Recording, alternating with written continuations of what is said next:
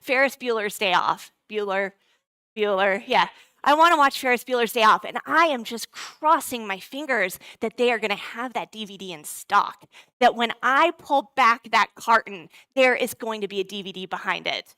But that's not always the case. I may get there and I've got my AMC popcorn and I've got my M&Ms and I go to pull back the cover and darn it, somebody beat me to it. It was important to go on Thursdays to Blockbuster if you wanted to secure the film that you wanted.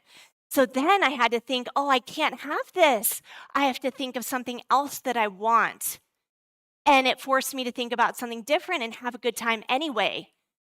We don't have that anymore. That time is gone. We have everything in a format of on-demand. We are addicted to an on-demand format. I want to watch something, I'm going to pull it up, and I'm going to get it right now. And because of that, I don't want to do hard things because I get everything exactly when I want it. And now with the rise of AI, it's going to tell me what I was thinking anyway. It's going to suggest things for me to watch. It's going to suggest things for me to buy. And I think it's making us conflict adverse. In the workplace, I want you to tell me what I want. And I want that promotion now. I don't want to wait. Why can't I just serve that up on my Amazon Prime? I want to be promoted to director tomorrow. Will that be delivered overnight between 4 and 8 a.m.? I hope so.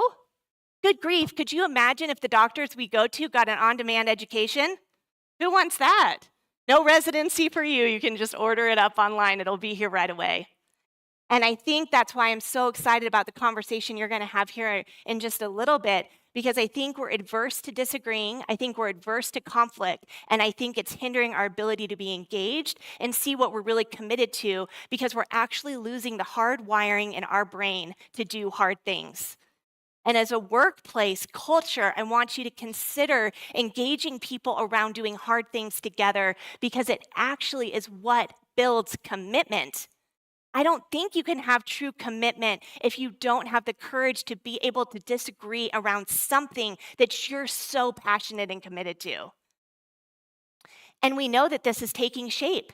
Employee happiness is at an all-time low.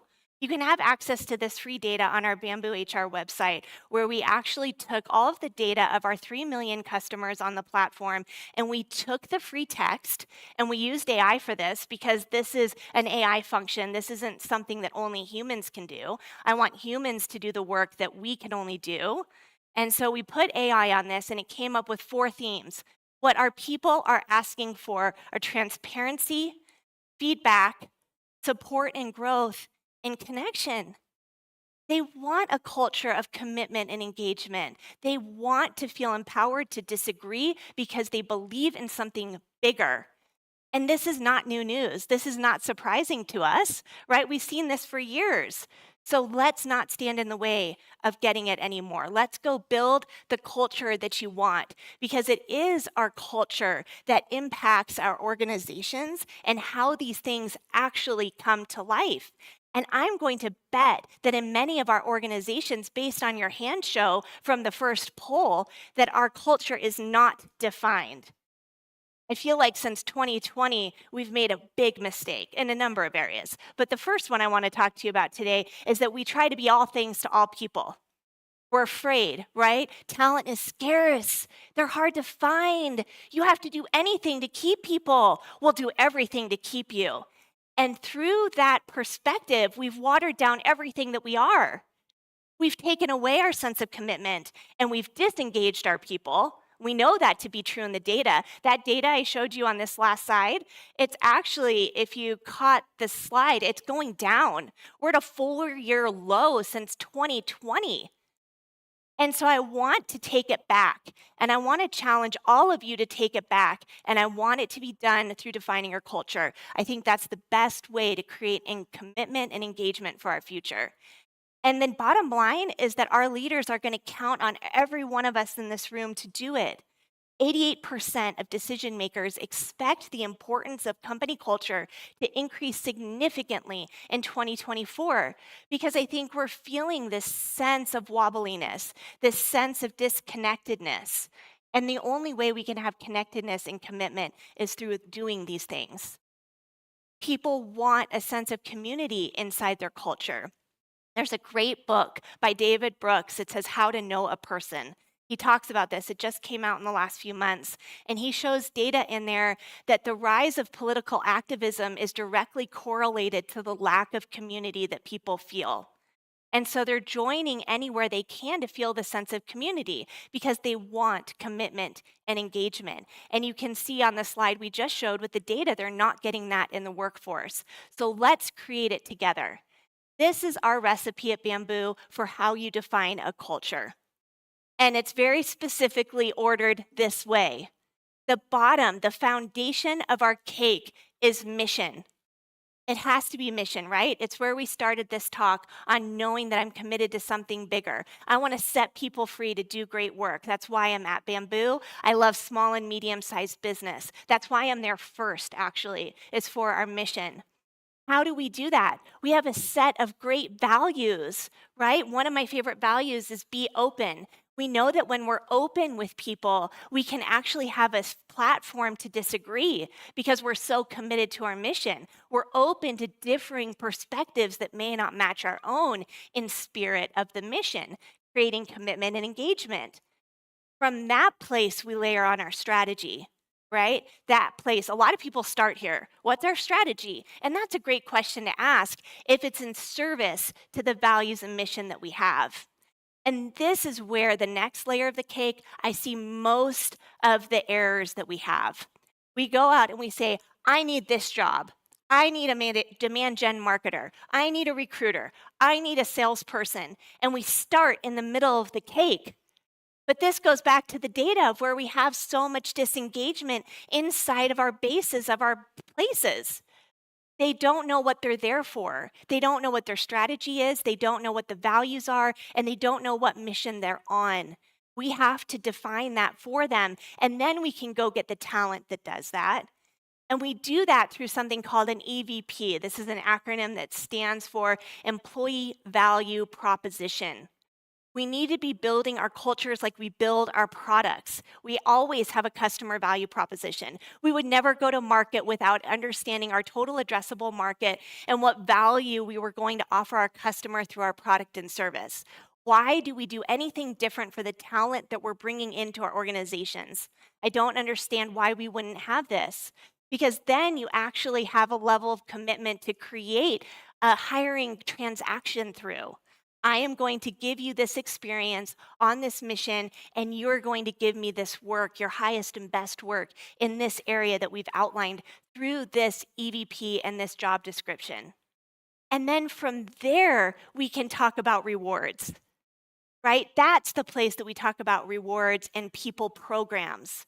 But oftentimes we just start at the top of the cake. And I wanted to take you through this exercise of how to build culture because it's such a big term and it's defined differently. So this recipe will be able to take you on the path. And a lot of you have pieces of it, right? Some of you have 2 to 3 layers of this cake. Let's build this whole cake together. And so my priority as a people leader, and actually any leader in any department can have this mission, is to retain, reward, and recruit. So you can see here, it's just, I could only fit rewards at the top of the cake, but really it's these 3 things. And they sit at the very top of the cake. And I think this is the job of every single people leader. If you lead other humans, if you have hearts in your hands, your job is to retain them. Just like our customer value proposition, it's easier to keep a customer than go find a new one. It's easier to keep a team member than to go find a new one. So this order is specific and intentional, and it orders everything we do in our workflow. I want to retain our teammates first. I want to reward them, and there's a variety of ways to do that. Compensation is just one of those factors. Benefits, time off, leadership, the experience they get. You know the number one reason why people stay at Bamboo? Shout it out if you think you know.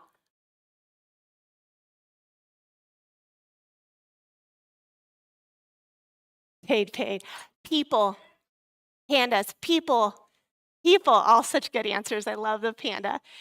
People come and stay at Bamboo because of the people, because of the humans, not just the leaders, because they love working side by side and shoulder to shoulder with these amazing humans that we have there. So I want to retain them, I want to reward them, and then I earn the opportunity to go recruit. How many of you have just seen these organizations, right? Like a big machine, they're just bringing people in and filling the leaky bucket, right? This is a no judgment zone, and I want us to do better. I want to inspire us to do better through this. We have to earn the right to be able to recruit because we're really great at keeping our current base. And this is where the real work begins. I know we're sweating already, and you're like, okay, Anita, it's already been too much work. But this is really where the work begins. And this is where I want to inspire you to take a step further. I want you to connect your culture to your values and your goals, because this is when the cake takes shape and it all comes together. So I got a call from a startup a few weeks ago, and they said, Anita, can you meet with me because I need to build job families? I said, great, let's build some job families. And I said, do you have a comp philosophy? No, I don't have a comp philosophy. I'm like, okay, that's okay. Do you have a strategy of what you want to do in your business over the next 24 months?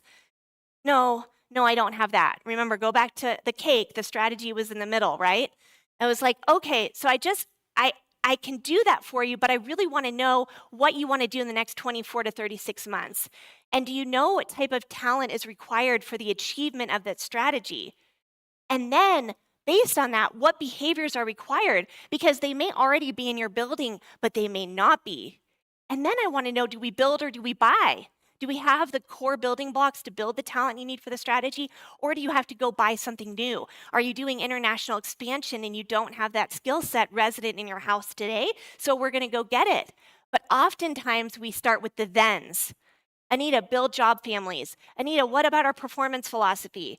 How are we going to pay? Do we have spot bonuses? Can we do spot bonuses on that? And what about benefits? We need more time off. I don't want to do that anymore. I want to start with the cake. I want to start with the intention, because from that place we have commitment and engagement. These are the ways I think you know whether it's working. This is a big question. What is this thing called culture, and how is it working? Is your culture being connected to your mission, vision, and values? Can you tie every program you ship back to those three? Our team is not allowed to ship anything into our base if they cannot tie it back to these three things. And your business is performing. You have to be hitting your KPIs, whatever that is. Is that growth? Is it profitability? Is it both? Is it margin? What is it? You have to have a performing business. All right, here's the confidential part of the show. How many of you worked for a great culture that is not performing? Come on, am I the only one? A few of you. Horrible. It's actually not a great culture. It's miserable. We want to win. We come to work to see the mission come to life. So if your business is not performing, there's something wrong in your culture. And they're not mutually exclusive. They're tied. They're directly tied together. Here's some ways that you can have culture styles. They're all workable. Again, stay with me in the no judgment zone. Caring, collaborative, supportive, one version. Results-oriented, driven by achievement and winning, very different. You can't always have both of these things. There has to be a balance of them. Safe, predictable, risk-adverse. Sounds like a bank or a cybersecurity company, right? One of those things. All of these things are workable, but I want you to define what you are. I want you to look at what is happening in your business. As humans, we have this strange habit, and we look at what's not happening. Think about your conversations and your one-on-ones. So-and-so isn't doing this for me today. They're not performing. They're not responding to customers. They're not responding to emails. They're not. What are they doing? The things that they are doing is what your culture is. What is happening is what your culture is. And that's where we get lost. So I want you to go back and look at this list and tell me what is happening. And that is what your culture is today. Now, it doesn't mean you can't change it, but you have to come from a place of understanding where you are. Be where you are. I worked for a great company for a while. They had a great culture. We started running into some challenges, and we took on some additional outside financing. That's happened a few times here in Utah, right? It wasn't here in Utah, actually. So we took on some financing, we added some people to our board, and our direction changed, but we didn't know it changed. Like it wasn't explicit that something had changed, but everybody could feel it. And all of a sudden, there was this dissonance between the leaders and the people, and it wasn't lined up. We had this mission to really help a cohort of people succeed, and it was being replaced by a mission that was revenue at all costs. Now, I can hire, train, and fire to both of those, but I have to know what we are. You have to be transparent about what you are. And again, no judgment. If you want to be revenue at all costs, we can build around that. We can have a spectacular value system around it. People will come work for that. If they know that it's the mission, they can be committed to it. But this is where commitment and engagement wanes when you pretend to be something and you're not that thing. This is where we get in real trouble as leaders. And again, not intentional. There are learning opportunities for us to get really crisp and speak to what we are and what we are not. And so now that you have this defined culture, what do? You have to be convicted around it. You have to make decisions around it, right? We have a comp philosophy, and there are no exceptions to that comp philosophy. There's just no exceptions to it. Like, it is what it is. As soon as you make exceptions, you become something else, right? Like, it was so hard. I haven't actually talked about this yet, but my daughter's last day of school was today because she's failed 2 quarters because we found out she has dyslexia. We just found out. And she was at a school where the principal had a value that said, if you fail 2 quarters in literature or religion, you can't stay in my school, dyslexia or not. And she came home and she was in tears and she said, why can't I stay at this school? And I said, because they have a value and a principle that this is what it is. And as much as it broke my mommy heart, and it did, it still does, I know that you can't make adjustments to everything that you have going on. Otherwise, there is no rule. There is no conviction around what you're doing. So every time you make an exception to that comp philosophy because they're the best AI or machine learning engineer that you've ever seen, the philosophy is dead. So make your philosophy of, we are the Wild West. We pay whatever we need to get the talent we need for solving the pain that we're in most. That's an okay philosophy. Again, we can live to that, but say what you are and be convicted in it. Customize it so it fits what you want to be inside your value proposition, so you can speak to it as a leader and make it uniquely your own, and then you have to communicate it over and over again. My compensation teammate that just started, she's awesome. She said, Anita, do you know the rule of 7? And I said, I don't know the rule of 7. I thought it was Pat Lencioni's rule of 5. You have to build it, communicate it 7 times before people take it in. 7 times. So every chance we get, when we start a company update, when we start a town hall, when I start a meeting with my team, what do we start with? The cake. But what piece of the cake? Vision, mission, values always come first. In any situation that we're leading on, even here, anytime we do something with Bamboo, we always start there first. I want you to see these 3 logos. Does anyone have like an adverse reaction to these logos? Some you like, some you loathe. Maybe you like them all. What I like about each one of these as an example is they're polarizing. They're either going to attract you or repel you. And that's what I want you to think about. Is your logo and your company brand attracting people or repelling people? Because after you bake this cake, this is what comes out of it. This is what applicants see. This is what customers see. They don't know the inside of the cake until they start to engage with you. And so I want you to think about, if you're communicating all the things on the last slide, your whole team member base, remember, they're retained. That's our first objective. And they should be communicating this with you so you can bring people in that are additive to your culture. I love this. Tony Hsieh, rest in peace. I think he was one of the original geniuses around culture development at Zappos. Our belief is that you get the culture right. Most of the other stuff, like great customer service or building a long-term brand or empowering passionate team members and customers, will happen on its own. He was a master at this recipe that I'm sharing with you today. I really encourage you to take some time and learn about Tony Hsieh if you don't know him already, because what he knew and what he executed at Zappos is exactly what we all want. A happy team drives happy customers, and then it drives happy shareholders. But oftentimes we feel like the priority is really reversed. So here are takeaways that you can take back in action on today. Connect your culture to your mission, vision, and values. If you don't have your mission, vision, or values, start working on those things. We're fine-tuning them every year, every quarter at Bamboo. The work is never done, it's ongoing. Communicate how you want your teams to collaborate, work, and focus on culture. Use that 7X rule and really communicate it. And ship products that show your culture in action. Tie it back. Use your values language in every piece, and then you can have your Coach Lasso team that we're all wanting to work for. Does that sound like a plan? All right, we're open. I don't know what time it is, and so if we want to take questions, we can, and if we're out of time, we can go. I think Laura says we're out of time, and so thank you. Have a great day.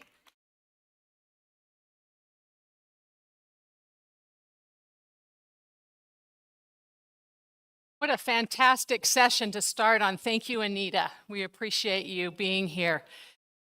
We are going to meet one of our sponsors now.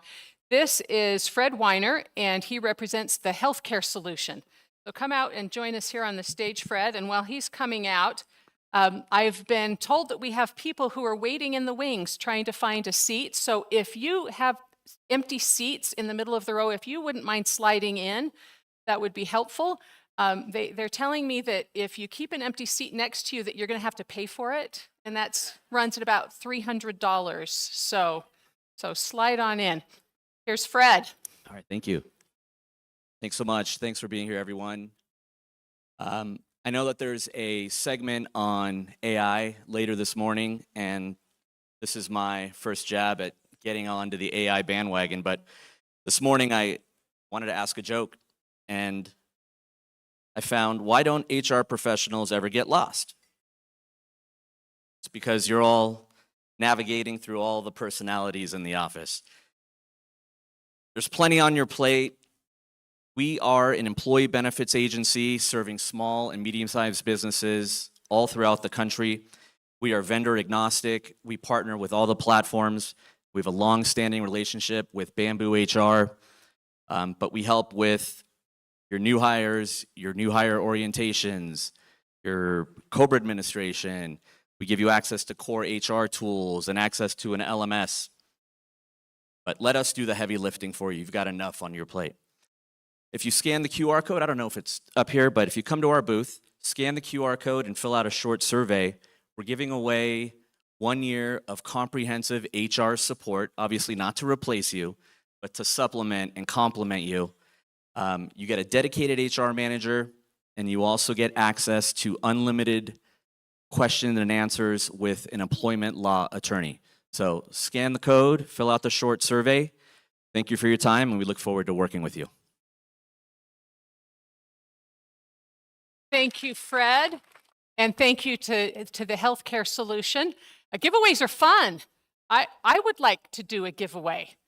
I mentioned that my company provides micro-credentials in the HR space, and I would like to give each of you free access to our micro-credential in organizational culture, because that seems appropriate for today. And not only that, I'll give you access to all 6 of the micro courses that are required to earn our digital badge in, it's a really great digital badge, in organizational theory and design. And once you've earned it, you can claim it, share the badge on LinkedIn, and then watch the magic happen. As I mentioned, LinkedIn, their algorithm loves our digital badges. So send me an email and say, I'd like free access to the courses. You can scan the QR code, and that'll just populate an email for you. Just send it to me, and we'll send you the instructions on how to get a free courses to earn a badge. We are excited for our first panel discussion of the program. It is the power of culture to drive organizational success. I will introduce our moderator, and then she will introduce the participants. Robin Huling will moderate this session. She's an experienced behavior and communication speaker and consultant, leveraging 20+ years in leadership and development. She is the current chair of Silicon Slopes Women in Leadership. Please join me in welcoming Robin and our first panel.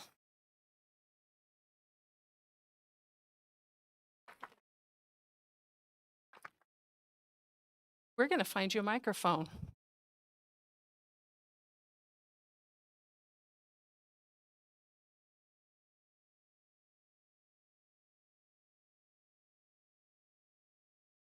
Hi, guys. Thanks for coming today. We are so excited. I just got to hang out with Thien and Nolan backstage, and they actually went to middle school together back in Arizona. So they're going to be a lot of fun to hang out with. Unfortunately, Cassidy, who was our panelist and actually who put all this together for us, is on a slight emergency.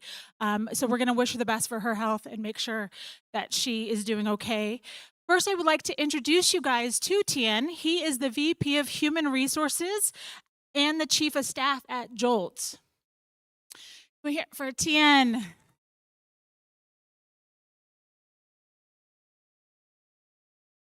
And then we'll bring out Nolan Church, who is the CEO and co-founder of Continuum.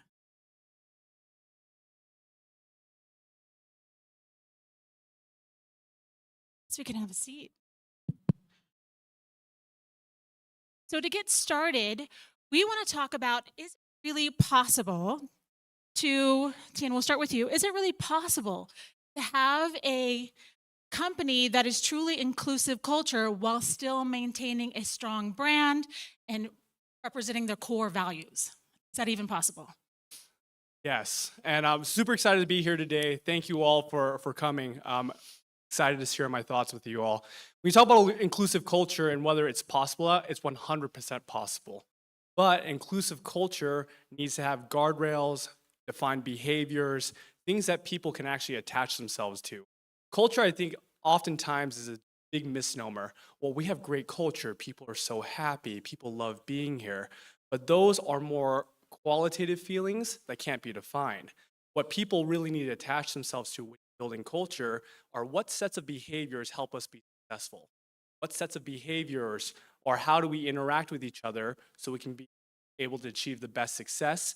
It's how you would begin to define culture and actually start articulating that and measuring that against. I would just add that inclusivity is, I think for the last 10 to 15 years has been talked a lot about as immutable traits. So like gender and race. I think when we talk about it in the future, it's going to be a lot around ideas and where ideas come from. And it should be, good ideas should be able to come from anywhere. One of the things that we think a lot about is the idea of an idea meritocracy. So evaluating ideas on their merits as opposed to who they came from, whether that be their gender, their race, or where they are in the hierarchy, because oftentimes people closest to the ground will have the best ideas. And so that's where I think a lot about inclusivity and the culture that we want to build at our company. So on that, where do you start on building that culture? Where are the efforts to be put into you're building your culture or you're realizing the culture is not fitting? What were some energy, where to put your energy as opposed to not waste your energy? Back in 2018, I worked with our executive team to build this culture. I think culture, at least from my perspective, comes from the top down. If the executives or the CEO is not behaving according to the culture defined, culture will erode, not hold anyone accountable to that culture. In my process, I was able to work with our CEO and our co-founders to find the behaviors that were most important to them. Monitor those behaviors to actually see if they would live it or not. A lot of CEOs or executives out there says, we want to win, but their behaviors show that they don't want to win. They're afraid of losing, right? You can't have that behavior and have a cultural item that says, I want to win. In that definition process, I then took employees who were strong performers, employees who were weak performers, to see which part of these cultural elements would resonate with them. Could they behave in this environment? Obviously, we'd want to build a culture that has behaviors that attract strong performers to be at my company and work hard at my company. But on the flip side, identify lower performers who might not fit in here and be able to see that through the interview process, the performance evaluation process, as we go about that. So starts from the top, define the definitions, and then see and test it throughout the organization to see if it will stick or not. think what Thien said, which is really important that everyone should listen to, is culture starts from the top. It is not bottoms up until it is actually stated and then operationalized. And then it can become bottoms up because then the culture can self-select for the behaviors that you want in the building. And so that means it has to start from the co-founders, and then it has to go to the CEO and the executive team and all of the people managers. And that's where I see companies get it wrong, is that they don't define it and they just kind of like, oh, like it'll be fluid along the way. And then the next thing you know is you're hiring people that you didn't want as part of your culture. And that's where it can get toxic internally. And that's a really good, how much risk do you wager? How much time do you give for the innovation for maybe that moderate performer, not necessarily weak? How much effort do you put into letting them grow and fail while they're trying to be innovative at the same time? Yeah, I talk a lot about experimentation. So I think it depends on the stage of the company. If you are an early stage pre-IPO company, all you're doing is experimenting. Nobody knows what the answer is. And I think what you should be optimized for is speed to experimentation. Now, experimenting with culture, I think you have to be careful about. Now, you can, but what are those outcomes going to be? And if you are hiring people and making commitments to people along the way, and then you change your mind, it can feel like a rug pull. So I would say, as it relates to innovation inside the building, experimentation has to be happening. I think the best companies, if we've looked back in tech, one of the things that they've done is they've been incredible experimenters, and they've fostered a culture of experimentation and ideation.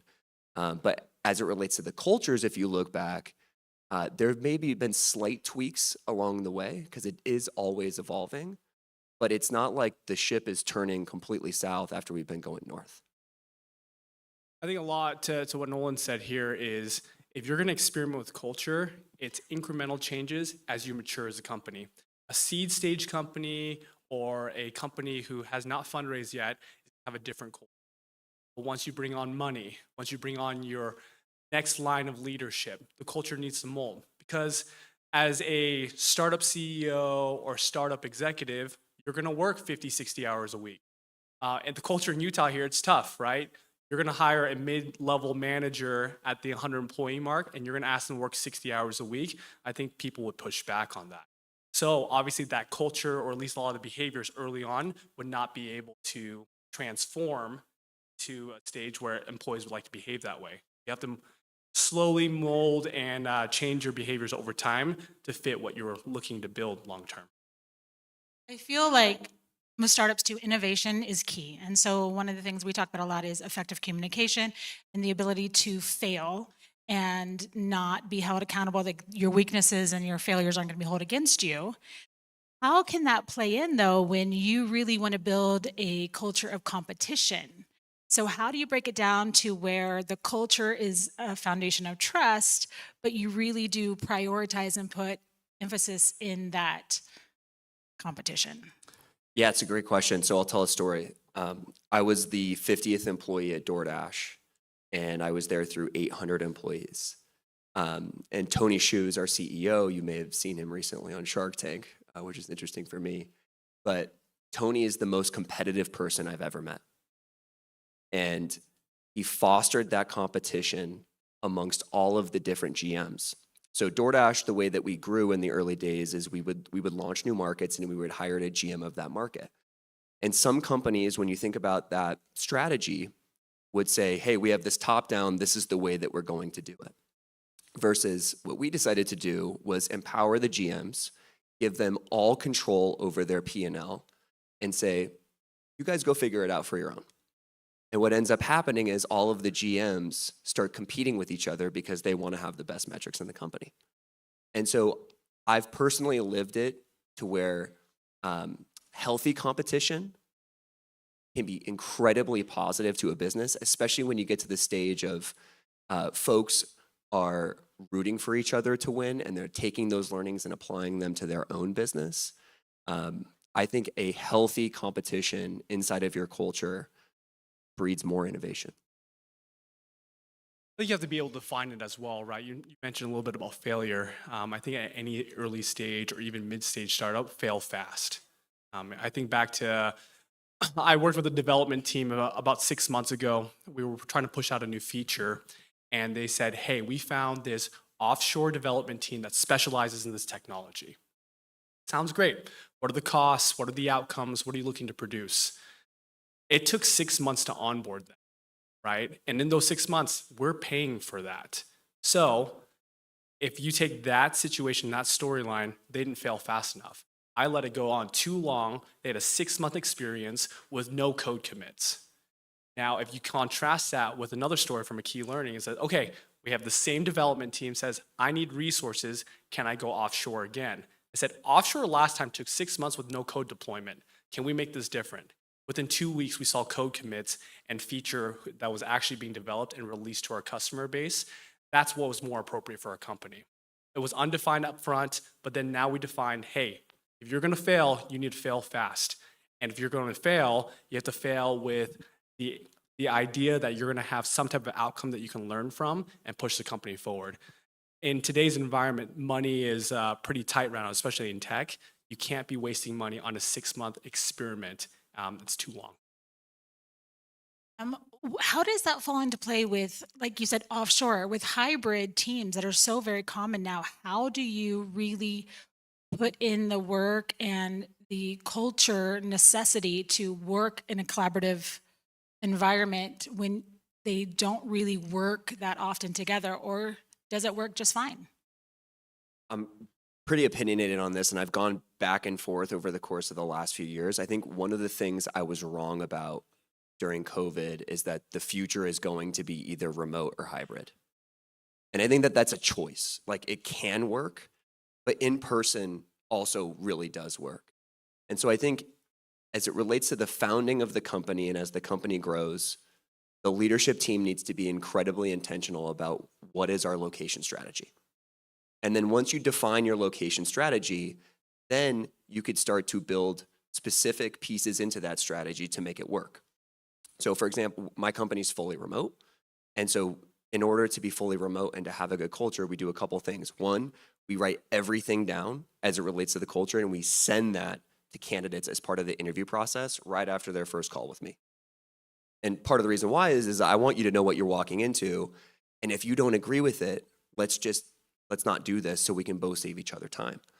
The second thing that we do is we get together once a quarter. And it's expensive, but we don't pay for offices. And so that's an intentional trade-off that we make.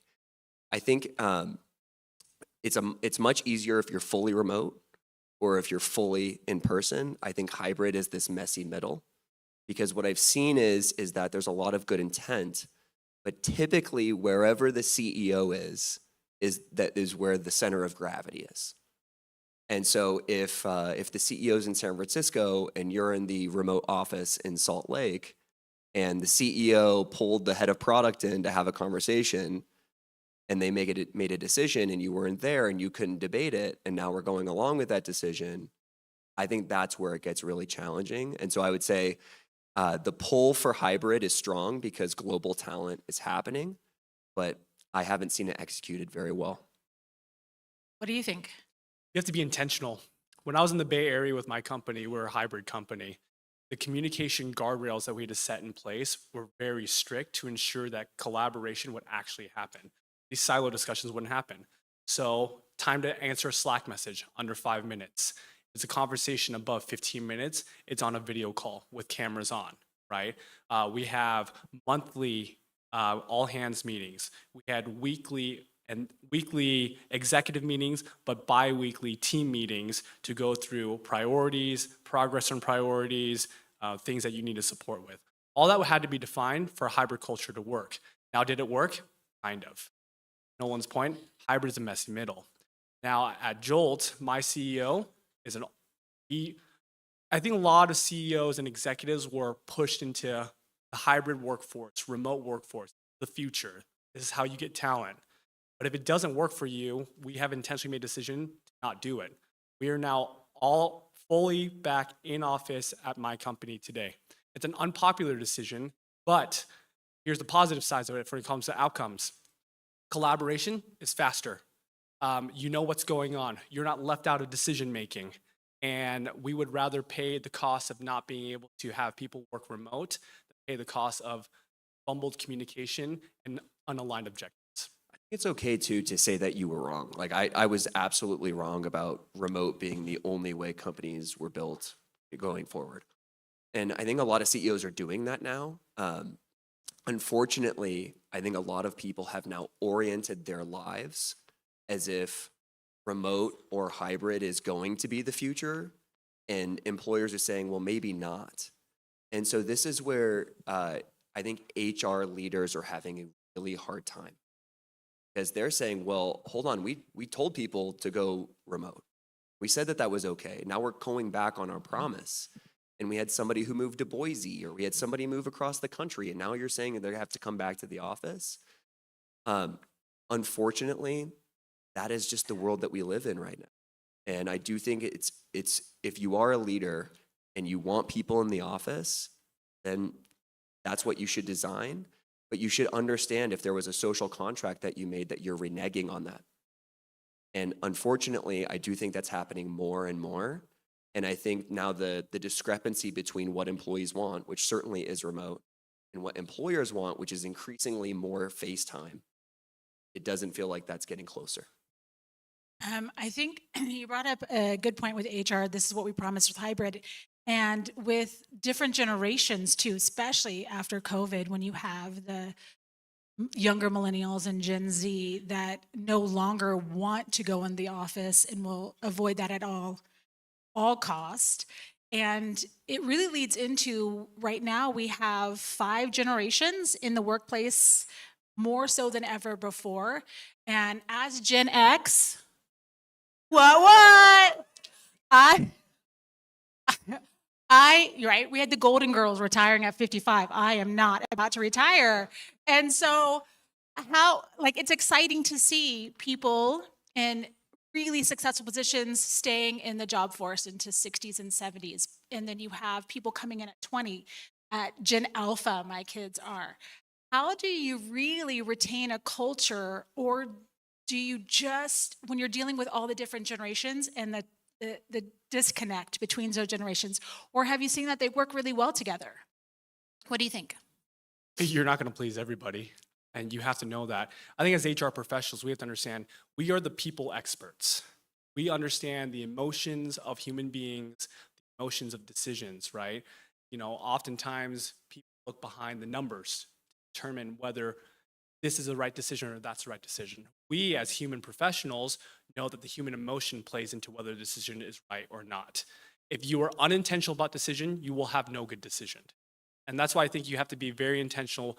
Multi-general workforces is a thing that's very prevalent today, right? You more and more have younger leaders in play. You have people who work various different ways. How do you make sure that everyone can work in an environment that's productive? And that's the challenge we have. I don't have an answer to that. My answer is best is you have to define and communicate exactly what you want, have the metrics and results tied to that, and then measure performance accordingly. If you're getting the results you like, feed in more. If you're not, recalibrate. I don't think about age that often. It's an immutable trait. And part of the reason why I don't think about it is because ultimately, if you're trying to be something for everybody, you're going to be nothing. And so instead, I think starting from the opposite end of that, which is what do we care about? And how do we want to work? And what are the social norms that we want inside of our company? And once you have that, then you can work backwards for the selection criteria. And I don't think age really matters as part of that. The one thing I will say about age with remote companies and young workers, the way I learned was by osmosis. In the office, tapping someone's shoulder, hearing what they said at the water cooler. When you're at home behind your screen on Slack, you don't get any of that. And so that's actually the one thing I would say is like, we have been very intentional. We don't hire anybody that's right out of college. And that's an intentional choice because it's not fair to them. We can't invest in them in the way that we could if we were building an office. And that's actually the thing about, I think, coming back into the office that is going to be one of the net positives, is that now we can actually train and invest in the younger generation. I don't think you can really do that well on Zoom and Slack.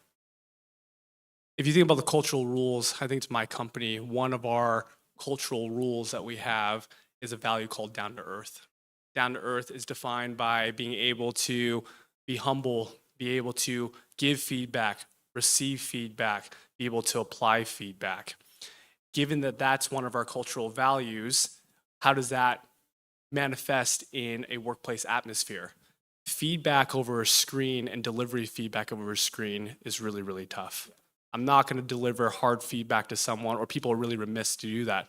While I am more apt to pull someone aside, have a private discussion, share my feelings, concerns with them, and be able to work to resolution. That's how it works for our company. So if you think about how you build culture, vision to behavioral norms, and the actionable outcomes of these behavioral norms, and make sure they can actually work in your organization, mine just don't work remotely. The constructive feedback piece is a really good one. My tool when we were building in person was, hey, like, let's go for a walk, which was, I guess if I say that to you, now I know constructive feedback is coming. But, but you can't do that on Zoom. You can't, and people don't receive it as well, and it's not delivered as well.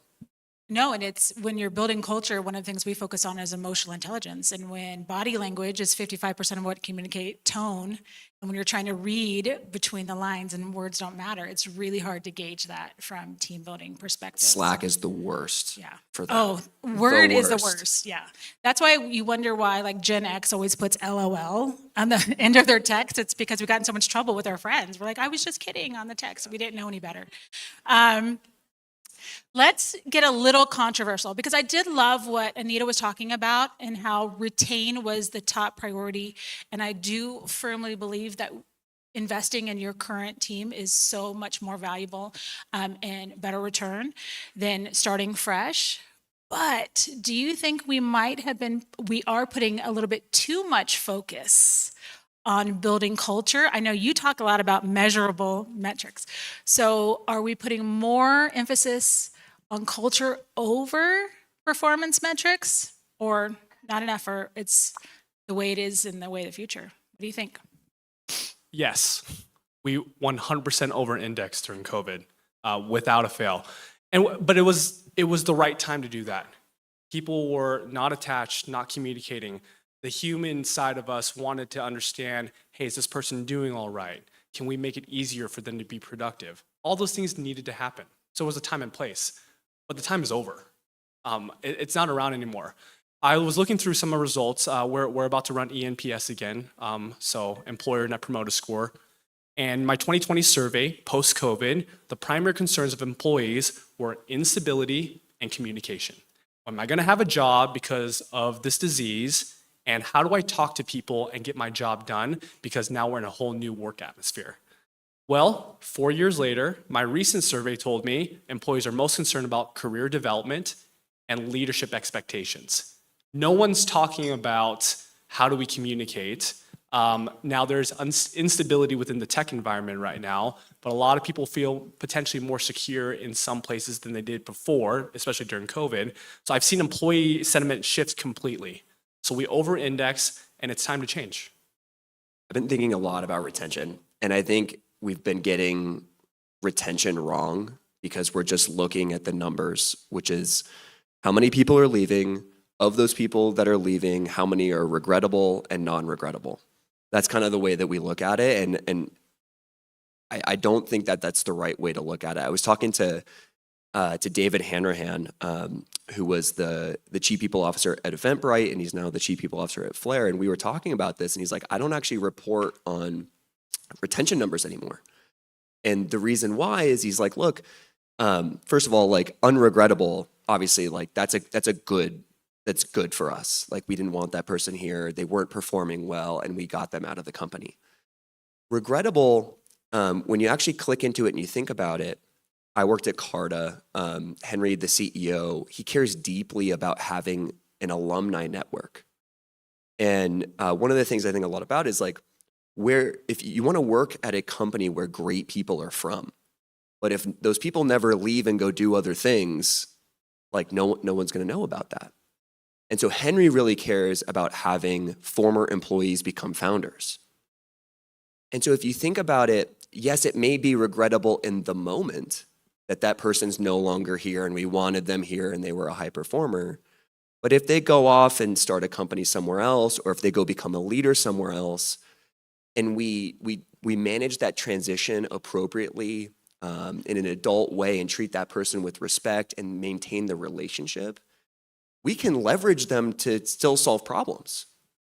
They're just no longer in the company working with us every day. So I think retention is a bit short-sighted in the way that we think about it today versus, it's if you have more of a positive framework on it, and when great people leave, if you maintain the relationship and they have great things to say about you, I think that could come around and you can work with that in other ways that we're not thinking about and that can't be measured. So it's more about maintaining the vision and the mission of your company, so when they move on, they're your number one fan still. Well, yeah, the other thing with retention, sometimes people get to a plateau inside of a company. So when I was working at Google, we had this thing of like, you can only get promoted if there's a business need, if there is a job that is currently open. But if somebody's ready to be promoted and there isn't a role inside the company, should we just hold them there forever? Right. Is that the best thing for them? Is that the best thing for us? And so actually, I think it's more around trying not to own employees, letting it be okay that going somewhere else and trying something new with your career or taking a different risk is okay. And I think that comes around in spades. It just takes more time and it's hard to measure. Adds value to the whole ecosystem. And we're out of time, so one last takeaway that our audience could have when they walk out. What should they star? Focus their attention. If you want to build culture as an HR professional, it starts from the top, define the behaviors, and then make sure that you hold people accountable to those behaviors. Culture is not this misnomer thing. It's not a untouchable thing about how we make people happy and all that stuff. It's how do you get your company to operate behaviorally in a cohesive way so we can produce results. It is about results. If you're not producing results, your culture is probably not defined well enough or good enough to be able to produce those results. So it's, that's my takeaway. Love it. I love it so much. Thank you both so much. This was a great conversation.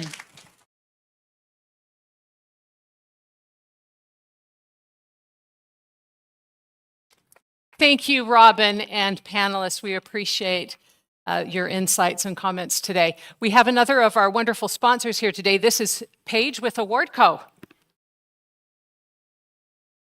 Awesome. Well, what great content so far. So excited to see what we learn the rest of the day and for the exciting session that we have upcoming. As was mentioned, I'm with AwardCo, which is Employee Rewards and Recognition. We're all about employee engagement, employee experience, and really impacting from a cultural experience of how can you make your employees feel valued and seen and heard and appreciated. So we have a booth outside, so make sure to stop by, get some swag, and learn more about our offerings. And we're just the biggest proponents of HR professionals, and so we're so grateful to be in rooms with leaders like you. Thank you, Paige.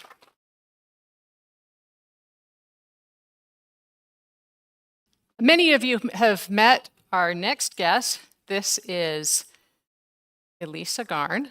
Come on out.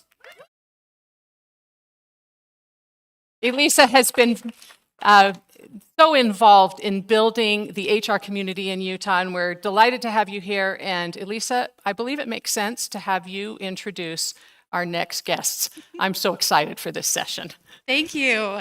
Well, I'm so happy to be here. What a magnificent turnout. I've never been on a circle stage, so I'm going to do one quick turn to address everyone. Hello.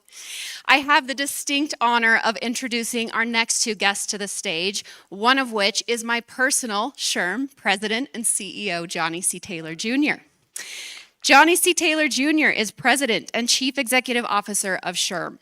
Recently named one of the most influential people shaping public policy in our nation's capital by the Washingtonian magazine, Mr. Taylor's career spans more than 20 years as a lawyer and an executive, serving at IAC, Paramount Pictures, Blockbuster Entertainment Group, and the Thurgood Marshall College Fund, among other organizations.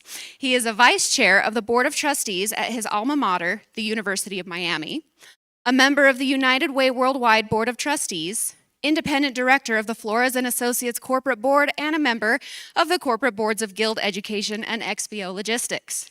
He previously served as chairman of the President's Advisory Board on Historically Black Colleges and Universities and on the White House American Workforce Policy Advisory Board. Mr. Taylor is a weekly contributor to USA Today, a fellow of the National Academy of Human Resources, and a SHRM certified professional. What a bio, right? Woo. I was like, here's Johnny. Here's Okay, Johnny. there you go. Oh, I missed my opportunity. Joining Mr. Taylor on the stage today is Utah's own Governor Cox.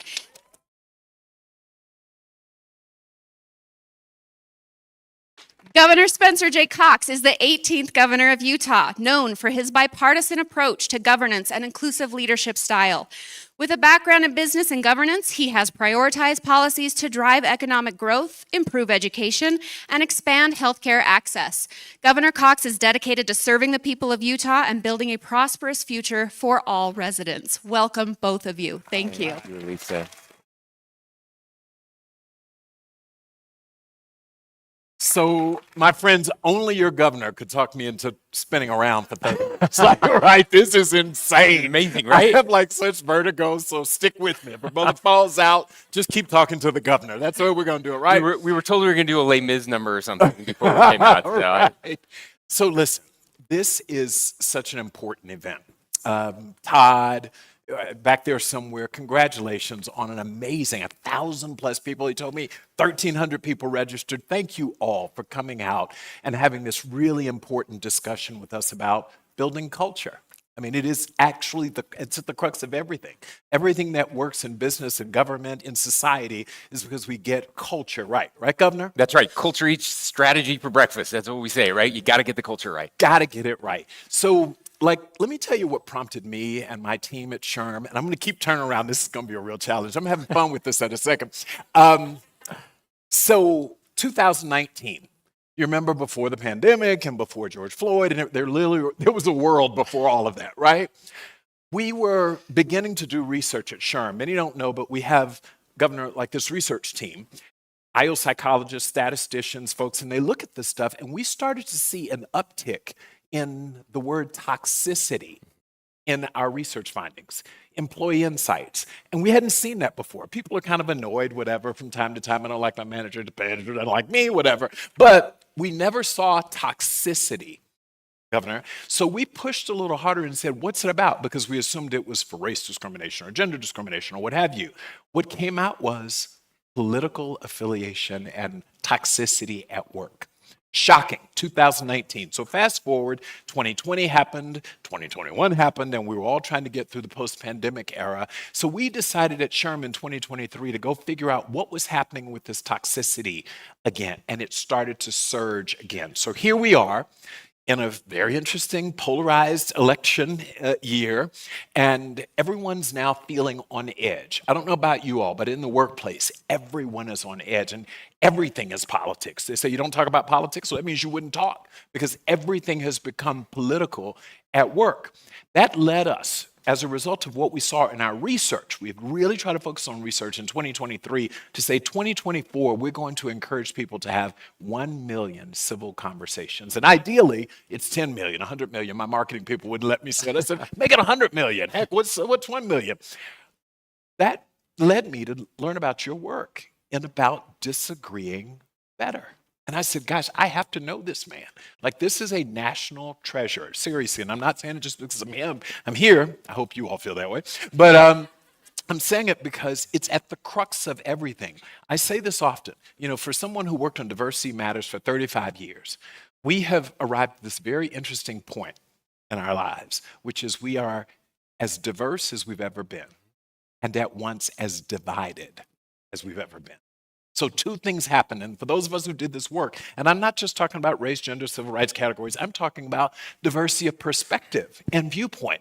All of this is what we said would make us better, and I believe, in fact, it does make us better, but it is coming with some real growing pains. So disagree better. Tell me a little bit more about, this is aligned with what we're doing at SHRM, the Million Conversations. Tell me about disagreeing better. Well, thank you, Johnny. It's so great to be here. I've been looking forward to this for a long time and to be here with these people. Look, we start as the chair of the National Governors Association. Yes, I get to represent all 50 governors, and we had this this amazing opportunity to do an initiative. Every governor who's the chair gets to do that. The other governors help them with it, and I started looking at the kind of the biggest issues facing our country today, right? So, healthcare, the cost of healthcare, the cost of housing. Housing attainability. We were looking at energy and energy policy. And there was just this moment of realization for me and my team that we can't solve any of the biggest problems in our country today if we all hate each other. How about right? that? So How about that? So that was, it was kind of a moment of clarity. I mean, it seems obvious, right? Profound, But, right? That's right. So we started talking to researchers, some of the same people that you're working with at SHRM. Yes. And we realized this is a thing, this polarization, right, that's happening in our country, that we're starting. When I was growing up, I didn't know who the Republicans and Democrats were in my community, in my congregation. That was like the 15th thing we defined ourselves as, right? We were Americans, we were Utahns, we were Utah Jazz fans, first, and then eventually. Miami Heat. Been a little better run for you guys lately. So, but now it's the primary thing that we define ourselves by in the workplace. The first question we ask is he a Republican or a Democrat? And then we decide whether we like that person based on that. Incredibly unhealthy. So we decided to approach this disagree better. Now, I have to say what it's not, because people get confused by this. What it is not just another civility, be nice initiative, although we desperately need that, right? We need more of that. What it is, it's about being true to your principles, to your core, to what you believe in. I'm not asking anyone to give that up at all. What I am asking is that you can do that and treat those who disagree with you with dignity, with respect. Contempt is destroying our country. That's right. And so we can do this. By the way, right? We can do this. That's really, it's conflict management. It's conflict management 101 in our workplaces, in our families, higher education, and in politics. That's what we're focused on. Well, and it's so critical for a lot of the folks. How many HR folks we have in the room? Come on, shout it out to the profession. This is what I'm talking about. I'm so happy right now. You have your 20 governors. I got my 1,300. Including my brother who's out there somewhere. That's right, your brother's out in the audience somewhere. HR professional. Listen, we feel this, don't we? We actually feel it in the workplace, and it's getting worse, palpable. So, and I had this naive belief, and a really naivete, maybe I live in Pollyanna or whatever, but I thought we'd get past all of this. That there were things that divided us, an election, wake up the next morning, the person you thought didn't win, did. But guess what? There was a 50-50 shot that was going to happen anyway. Like when two people get in a race, you know that, right? Someone's going to win, someone's going to lose. But it has gotten worse. And that is what's surprising to me. And as I said, we used to say you don't talk about politics, but now everything has become somewhat political. And we found a really fascinating piece of research from ABC News, I think it was, where it said they measured college sophomores. Okay. College sophomores, more than half or about half have said, I will not room with someone who's of a different political persuasion. How tragic is that? See, I had hope for the younger generation. I thought all of us oldies, we come with our baggage and we don't like people and blah, blah, blah. I had no idea that 19-year-olds are bringing this forward. What about all of this commitment to diversity? Like, I thought we were committed to seeing, we can disagree, but we've got to be able to do it better. So it's really important. So here it is. You got 20 governors, and they have done disagree better ads. Talk to me about that. Are they on both sides? Yeah. Like, what's the formulation, Anna? How did you make that happen, by the way? So, look, there's a couple of things that I think are important in this conversation. One is that it is worse with the younger generation. The polling is very clear on that. Shockingly worse. And so that's new. That's new. Historically, it's been the opposite, right? So the second thing is, I wanted to try to convince, look, as important as this is for our country, I knew that most politicians are a little bit self-serving. No, and no, it which I've ever- happens. no, absolutely. And as much as they should do it just to save our country, I wanted to try to convince them that this was good politics. So we also did some polling and found out that about 70% of our country are what we now refer to as the exhausted majority, not the silent majority, the exhausted majority. They hate what's happening in politics right now, and they're desperate for something different. So we presented all of this to them. The third thing that happened was during my 2020 campaign for governor, I was really worried about what was happening in our country. We run on the same cycle as the president. So 2020, y'all remember, this is Trump Biden round one. I guess we're getting round two. But so divisive. And a friend of mine said, hey, I'm worried about our country. Isn't there something you can do? I'm like, what am I going to do? Couldn't sleep all weekend. Called the guy who was running against, the Democrat, and said, I have this crazy idea. You're going to drop out of the race. That's what he wanted to hear. That's, he said, I got an answer for you. But by the way, this doesn't happen. Your people call their people. You don't call them directly, That's right? So I said, what if we did an ad together? And in the ad, we said, I'm Spencer Cox, and you should vote for me. And he says, I'm Chris Peterson. I think you should vote for me. But even though we disagree on lots of things, we agree that we love our state, that we love our country, that we can disagree without hating each other. And to his credit, he said, I'm in. We filmed the ad 3 days later, released it a week later. It went viral, millions of hits. And what was interesting about that wasn't that it went viral or anything else. Stanford took that ad, Stanford University, their policy lab, they took about 24 other of these types of what they called interventions, and they tested them on 30,000 people. And they found that this ad, having a Republican and a Democrat together, saying that we disagree but we don't hate each other, had a depolarizing effect on people, especially towards violence, feelings of violence towards the other side. Yeah. So we took that data and that research and we presented it to governors, and over 20 of them have agreed to do ads with someone on the other side of the aisle. So they have to pick someone in their state. I love it. If you're a Republican, you pick a Democrat. If you're a Democrat, you pick a Republican, and you film an ad together. We had Boncom, who is here in Salt Lake City, travel around the country to film these ads.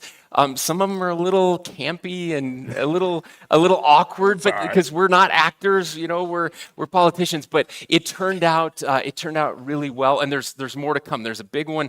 I just filmed one with Governor Westmore of Maryland, who's having a really rough week. Our prayers are with the people of Baltimore and Maryland with that bridge collapse. But we filmed one together, and I'm excited to show it to you in a couple weeks. Okay, so tell me. So that sounds great. There are 20 of them, but there are 50 governors. Sure.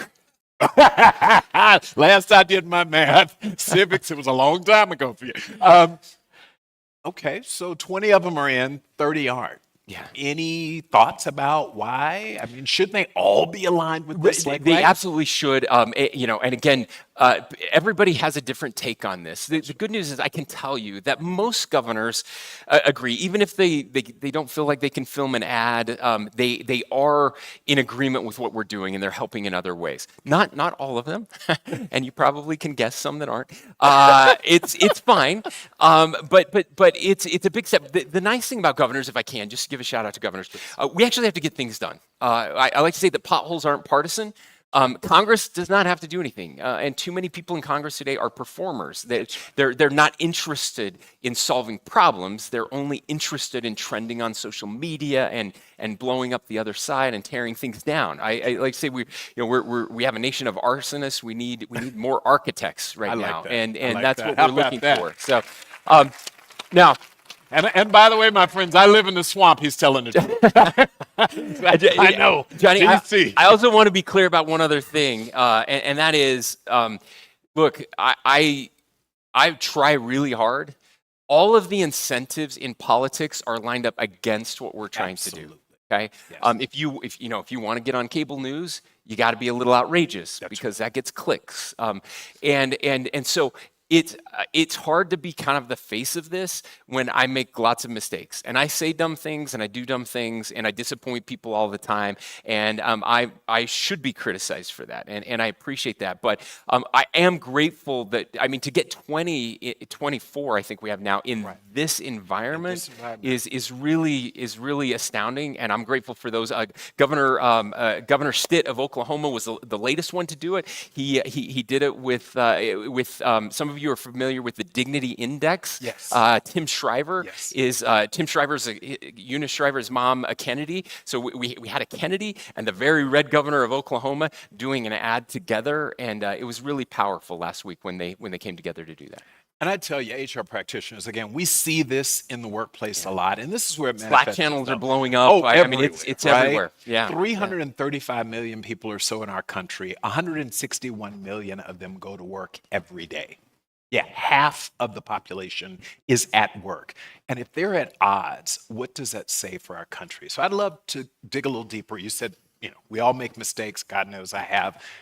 What are the critiques from both sides of this big initiative? Because I'm sure there are people even who are with you who have some, I'd like to think, constructive criticism versus destructive criticism, but nothing's perfect. Yeah. What are some takeaways for the group? That's fair. And what I hear from both the right and the left, right? Mm-hmm. And I would say these two arguments are kind of opposite sides of the same coin, if you will. So from the right, what I hear is, oh, you just want us to compromise and give in and just give up on our principles and just go along to get along. That's what I hear mostly from the right.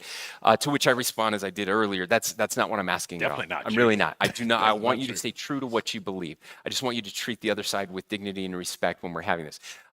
From the left, I hear something a little different. From the left, I hear, why would I even engage with those people? Those people who don't want me to exist, those people who hate everything about me, why would I engage with them? And sadly, I think these two things happen in your organizations, right? You have a group of people that are hostile and want to just attack and fight all the time. And then you have a group of people who are like, I'm out. I don't want to talk to anybody, right? Which is also not healthy. Right. It's not helpful. And so to that side, I say, look, I understand, and I never want you to put yourself in harm's way. Right. I'm not going to force you from a physical standpoint or for your mental health standpoint. But what I can tell you is, if you really are interested in persuasion, not engaging will not help, will not change anything. I can tell you story after story about people. So true. Thank you.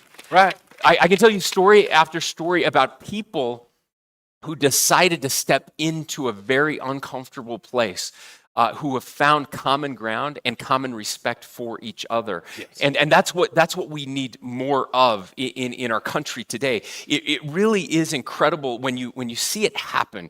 One of my favorite authors is Brian Stevenson. And he wrote the book called Just Mercy. If you haven't read it, I encourage you to read it. It's incredible. Made into a movie, but read the book. And he said in there, so he's a black civil rights attorney who goes into Deep South Alabama to represent people on death row. Okay. And he talks about the experiences that he had there. And he taught me a lesson. As I got to meet with him and read his work, he said that it's hard to hate up close. Yes. He said that. Did you get that? It's hard to hate up close. The word he uses is proximity. That's right. That we have to get proximate to each other. It's the only way to solve these divides. Because what happens almost every time is the people we think we disagree with the most, when we get close to each other, we have a meal together, we see our common humanity. And inevitably we find that those things that unite us are far greater than the things that divide us. And that's how we bridge these gaps. And you don't have to lose your principles. You don't have to stand away. I had a moment, just last week, I went to Birmingham, Alabama. By the way, if you see me running from the governor, I'm not running. We're circling each other. You see? This is what we're told to do. Model this behavior, right? I kind of like him, but I'm over here. He's over there. No. We're going to get proximate at the end of it. Right. Right. So I went to Birmingham, Alabama last week, and I had the great opportunity to talk about the formerly incarcerated Second Chances work, right? Big, important initiative on behalf of SHRM and HR professionals. We say we have 8.9 million open jobs in America, 750,000 people or so coming out of prison every year. They need work. We need people. So why don't we talk? So I went there, and it was really fascinating. It was one of those things where I'm a law and order guy.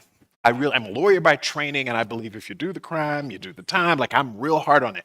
To your point, after I heard their stories, after I looked in the eyes of someone who's been in prison 25 years, I still never changed my values. My values are there have to be consequences to bad conduct.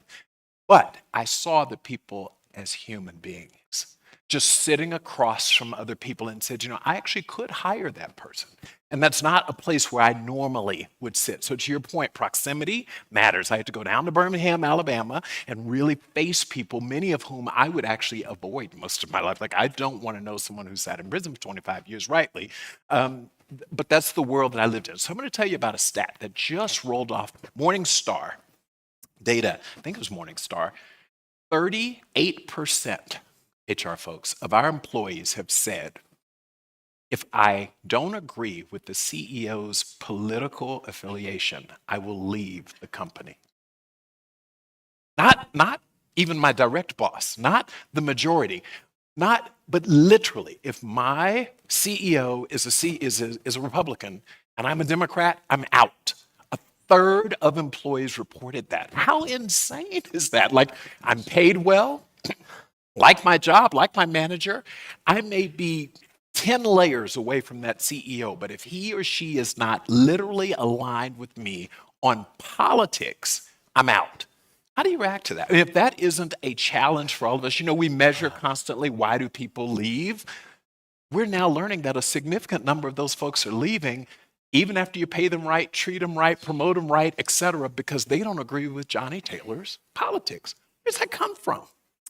It's incredibly disappointing. It breaks my heart. Where does it come from? I think that's a really important question, and we've asked ourselves that. There is a tremendous amount of research happening in this space.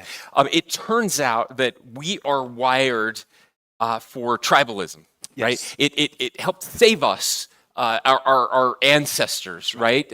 You had to know what tribe you were in, because if you got that wrong, it could end your life. So we became very tribal. And we are living in the greatest experiment in the history of humankind, right here in the United States, 250 years almost now. In a couple of years, we'll be celebrating 250 years of this grand experiment in pluralism, where we're going to take people of different tribes, backgrounds, races, ethnicities, religions, and we're going to put them all together, and we're going to design a government that allows them to coexist, and not just coexist, but thrive, become the most powerful, most successful nation on Earth. And that is being challenged. Yeah. So what we think is happening, what researchers think is happening, is that we're lonelier than we've ever been before. Yep. This started in the late 90s, early 2000s. There was a book titled "Bowling Alone," professor out of Harvard. Great book. Highly recommend it. Where you realize that more people were bowling than ever before, but bowling leagues were declining. Yep. Right, so hence Bowling Alone, and found out that and it's continued. American and really during COVID, right, yep. It got even worse. Really? But Americans know fewer of their neighbors than ever before. They have fewer true friends than ever before, and that's so destructive because we are also wired for connection. And so if we can't find healthy connection, then we start looking for it in the wrong places. So if I don't have any real friends, we can hate the same people together on Facebook, And then political tribalism becomes an easy marker. We're also seeing a decline in institutions that used to bring us together. That's right. Religion is a huge one. Church was the first one. If you go back to Alexis de Tocqueville in the 1830s when he came to America, he said, wow, this is really interesting. Americans bind themselves together in associations, the primary of which is religion, but there are others as well. Think service organizations like Rotary Clubs or Elks Lodges, and they come together to solve problems. They don't wait for government to do it. If they want to build a school, they form an association, they build a school. They build a hospital, they do this. They don't let government do that. And those are all declining, and social media is taking their place, and it's a false substitute. It's very unhealthy. And so we're desperate for connection, and we're finding it in political ways. And I just have to tell you, don't do it. Don't fall into that trap. It's a false choice. You should work for somebody who has a different view with you. You should have dinner with someone whom you disagree with. You should play basketball or pickleball or something. Find people who are different than you and hang out together, and you will realize that the other side isn't as bad as scary as you thought. Listen, disagree better? Cox for president? No. How about it? Stop that. Hello? No. This is what I'm talking about. Thank you so much for the time today. Listen, we can now approach each other. How about that? Love you, man. Thank you. You know the old song, Ebony and Ivory. How about it? Take care. Thank you all. Thank you. Be well. Thank you. Thank you for being here. Another round of applause, please, for Johnny Taylor and our great governor. Such an important message. We have another sponsor spotlight here. This is actually not a sponsor. This is Salt Lake Community College. There we go. They get a culture spotlight for sending the most non-sponsor attendees to this summit. Salt Lake Community College is your community college, so let's hear it for Slick. Woohoo! And we would also like to welcome our band back to the floor. This band is Waiting for James, and that's both their name and probably what they're doing. So, Waiting for James, they'll be entertaining us during our break. We'll take a break. You can stretch your legs, run to the restroom if you want to, and we'll start up again in 15 minutes. See you soon.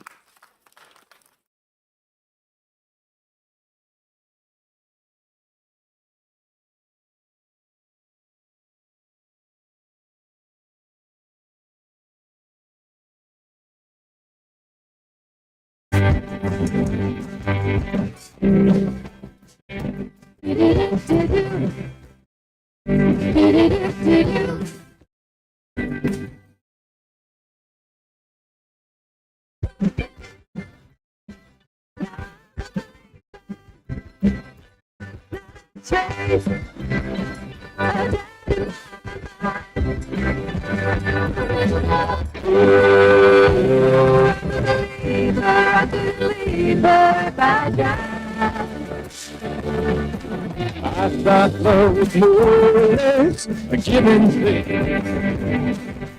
It seems the more I gave, the less I got.